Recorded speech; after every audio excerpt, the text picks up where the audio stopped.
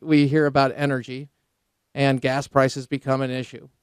I think we've been conditioned enough to now expect gas prices to be $3.50, $4. I'm not ready to accept that, quite frankly. We're told that we're producing more oil domestically than we ever have. And President Obama's taking credit for that. We're told that government is steering us to a more efficient energy use pattern that will benefit us all and will actually will not only benefit in the sense of saving energy and cost that way and the environment, but we'll like it better.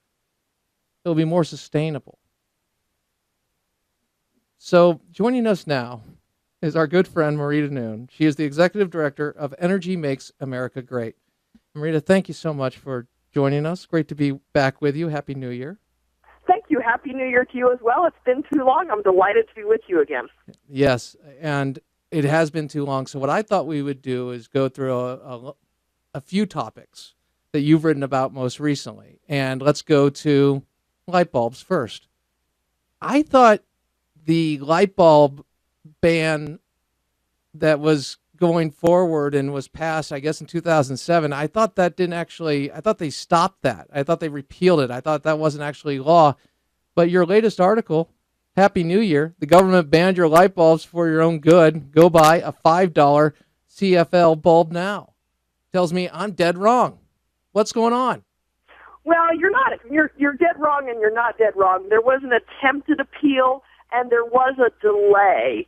But that delay has now ended, and as of January 1, it is now illegal in America to manufacture or import incandescent light bulbs unless they meet a certain efficiency standard, which the technology is not there for them to meet that. So we basically have a de facto ban on incandescent light bulbs. And these light bulbs that we have to now buy are more expensive. 10 times more expensive, considerably more expensive, yes. And my research shows that only 20% of Americans are aware that this 2007 law, like you've commented on, has now actually come to pass, and you can no longer buy light bulbs. I was out to lunch with a friend today, and we stopped at Walmart on the way home from lunch, and she bought all the remaining Walmart 60-watt light bulbs there were in the store. We didn't buy any of the 40s. There were still some 40s left, but she bought all the remaining 60-watt bulbs, and I would have done the same, except for I went to Home Depot yesterday and bought my light bulbs. All right. Well, so tell me, I know these new light bulbs over the last 3 years. I was in Sam's, and I saw these amazing light bulbs that would last longer, and they were so cheap.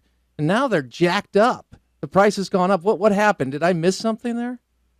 I'm not sure what happened with what you saw specifically, Yeah. but they're definitely the price of light bulbs. I mean, the CFLs, the compact fluorescents, which are known to most people as the curly Q light bulbs. Yeah. Did they have did they get a subsidy? Were they subsidized in some way early on to give them a price break, and now they've gotten more expensive, it seems? Well, go they ahead. probably had to be more competitive. I mean, there's a lot out there, and I didn't address this in my column. Mm-hmm. It's not the direction I went in the column, but there is a lot of talk out there that really the light bulb ban is not really government's fault, but really it's the manufacturer's fault because the patents had expired on the incandescent bulbs.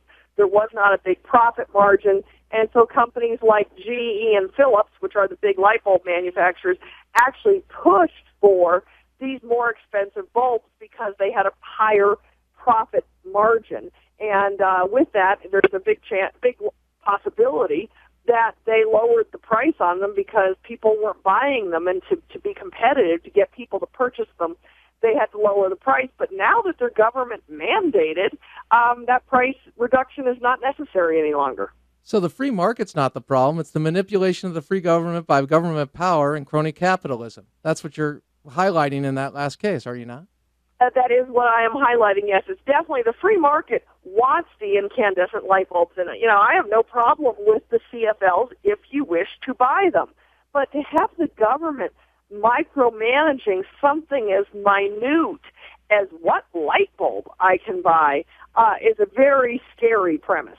It is a scary premise, and I don't like the light bulbs because they, quite frankly, they don't light up. They take a while to warm up, and and disposing of them, I know, is difficult as well. Hazardous, yes, because they contain mercury, and they're supposed to be taken to a recycling center. I mean, there are myriad problems with these new bulbs, and some people are saying, oh, well, the CFLs are just the transition between the incandescent and the LED, light-emitting diode.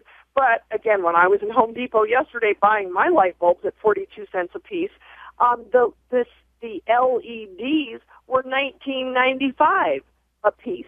And, again, if you've got the budget for that, people on my Facebook page, as I queried about this topic, responded that they actually had definitely seen a reduction in their utility bill when they transition to these new light bulbs. And, hey, that is great. I'm all for that. But it should be a choice, not a mandate.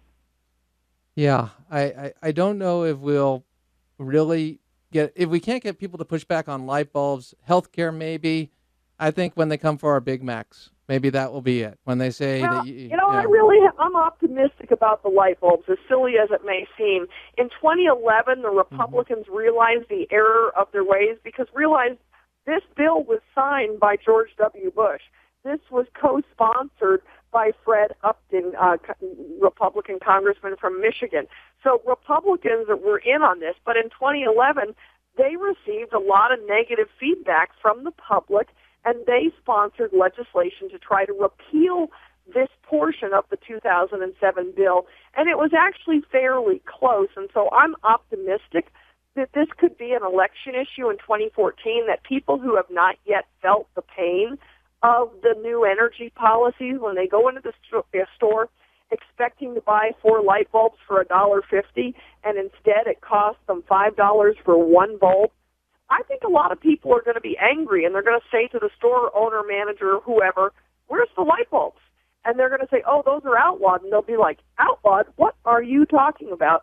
And I think with enough pushback, that the repeal was so close in 2011 and the attitude towards government meddling, government control is so much stronger now. I think it's a high likelihood that this is something that could actually be repealed.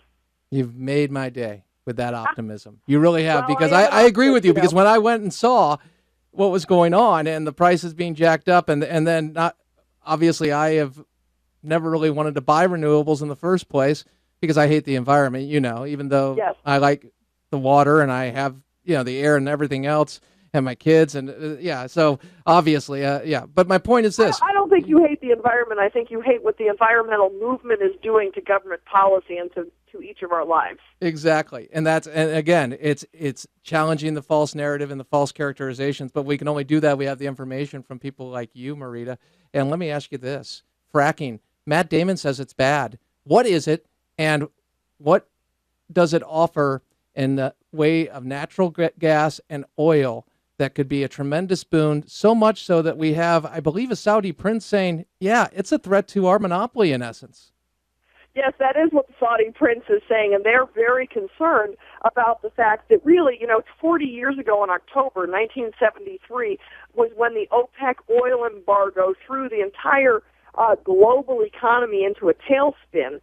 But they can't do that anymore, and that's troubling for them because America now has so much resource, so much natural gas, and so much oil available to us as a result, first, of horizontal drilling combined with hydraulic fracturing. And most people don't realize that hydraulic fracturing, or what is called fracking, is something that has been done in this country in its current form since the 40s, but really it's been being done for more than 100 years in America. And the combination of those two technologies, which have advanced, is what has provided this amount of, really energy independence. And what we have right, just outside our grasp is that holy grail of energy independence that every president since Nixon has reached for and failed.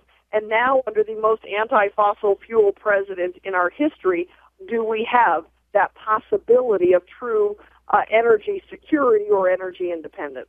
Tell me, Marita, how much responsibility does the president have in the current state of oil production, being the fact that we're producing more than we've ever produced domestically? Well, he has really no responsibility for the fact that we're producing more. He has responsibility for the fact that we aren't producing even more, because drilling on federal land is down considerably under this president.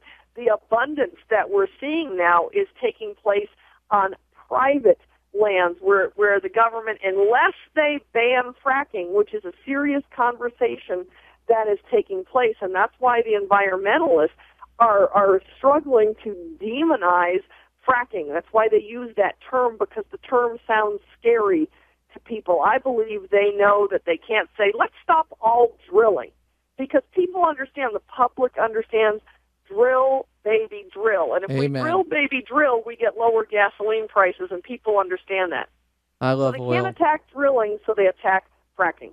I love oil because what it can do. I like energy that works. I understand that the wind industry actually had a problem with some windmills or wind turbines. It was one environmental group against another, it seemed, when it comes to birds and endangered species.